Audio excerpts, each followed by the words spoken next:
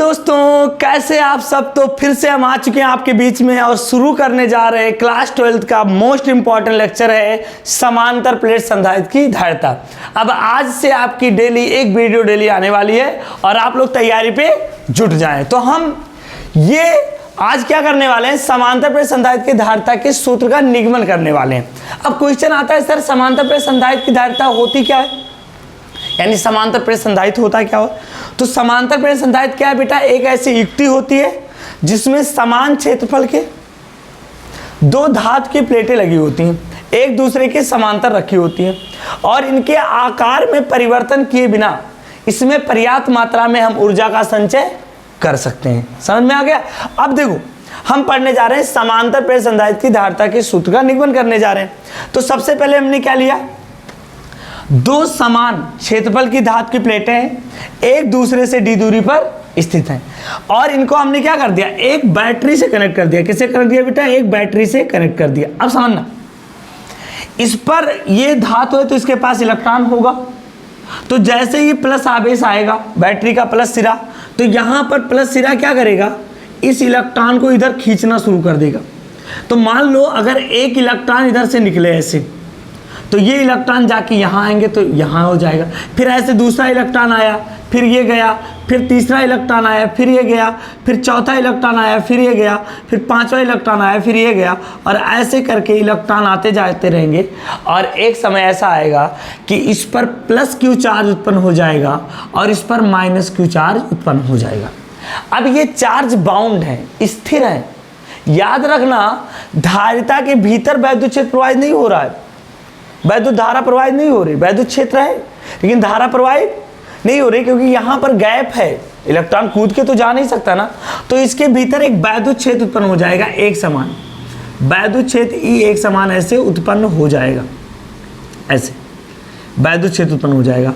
और ये वैद्युत क्षेत्र मान लो क्या है बेटा, ई नॉट है। तो इस पर प्लस चार्ज है, इस पर माइनस चार्ज है, तो इसके कारण इसके सिरों पर क्या हो जाएगा, विभवांतर बी उत्पन्न हो जाएगा। ओके, तो ये तो हमारा डायग्राम है। अब हमें इसके धारिता की गणना करनी है। तो देखो, ये जो दोनों प्लेट है ना, ये अनंत विस्तार के चालक चादर की तरह व्यवहार करेंगे। क्या करेंगे, तो हम कहेंगे चित्र से क्या है बेटा, चित्र से स्पष्ट है, चित्र से स्पष्ट है कि दोनों प्लेटें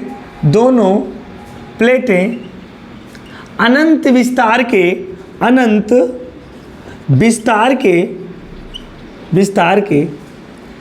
चालक प्लेट की तरह व्यवहार करते हैं। चालक प्लेट की तरह क्या करते हैं बेटा, की तरह व्यवहार करते हैं।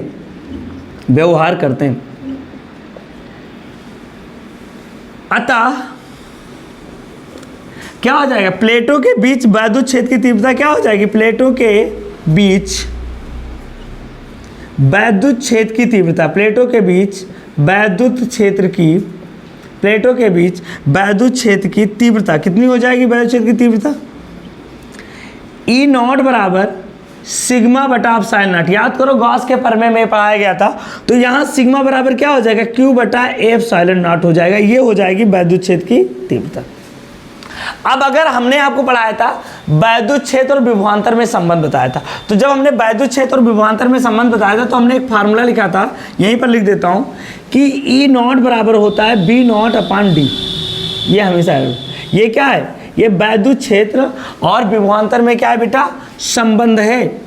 अगर मान लो वैद्युत क्षेत्र एक समान है, उनके सिरों का विभवांतर बी है, उनके बीच की दूरी डी है, तो ये फार्मूला लगाएं। तो यहाँ से बी नॉट कितना हो जाएगा, अतः विभवांतर निकालो, अतः विभवांतर कितना हो जाएगा बेटा, विभवांतर बी नॉट बराबर ई नॉट इंटू क्या हो जाएगा, डी हो जाएगा।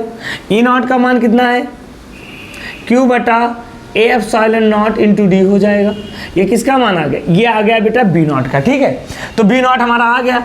अब हमें निकालना है धारिता। क्या निकालना है बेटा, तो धारिता कितनी हो जाएगी, धारिता C बराबर क्या होता है, Q बटा बी नॉट होता है।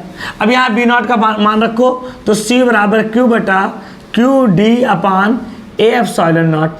अब Q से Q क्या हो जाएगा, कट जाएगा, तो यहाँ से C बराबर क्या निकलेगा, C बराबर आ जाएगा A epsilon not upon D।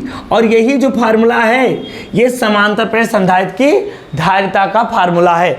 अब अगर मैं इनके बीच में परावैद्युत भर दूं, क्या भर दूं बेटा, प्लेटों के बीच में क्या कर दूं, प्लेटों के बीच परावैद्युत भर दूं, परावैद्युत अगर हो जाए, परावैद्युत भरा हो तो धारिता जो होती है ना वो क्या हो जाती है, K गुना बढ़ जाती है। तो C बराबर क्या हो जाएगा, KC0 हो जाएगा। क्या हो जाएगा बेटा, K, इसको C0 बोल लो, तो ये C0 होगा, वायु की धारिता C0, तो KC0 हो जाएगा, यानी K गुना क्या हो जाएगा बेटा, धारिता बढ़ जाएगी। और C बराबर क्या होता है, K A epsilon not upon D। तो आप यहाँ देख रहे हो ये समांतर प्लेट संधारित्र की धारिता का सूत्र है। ये सूत्र कब है, जब प्लेटों के बीच में वायु भरा होगा। ये सूत्र कब है, जब प्लेटों के बीच में परावैद्युत भरा होगा। समझ में आ गया ना। तो ये आपको अच्छे से एक बार नोट कर लेना है और तैयार कर लेना है। कल हम लोग पढ़ेंगे समांतर प्लेट संधारित्र की धारिता को प्रभावित करने वाले कारक। जरूर एक बार लिख के अच्छे से समझ लीजिए। अगर आपको समझ में आ जाए तो जरूर कमेंट करें, शेयर करें। जय हिंद दोस्तों।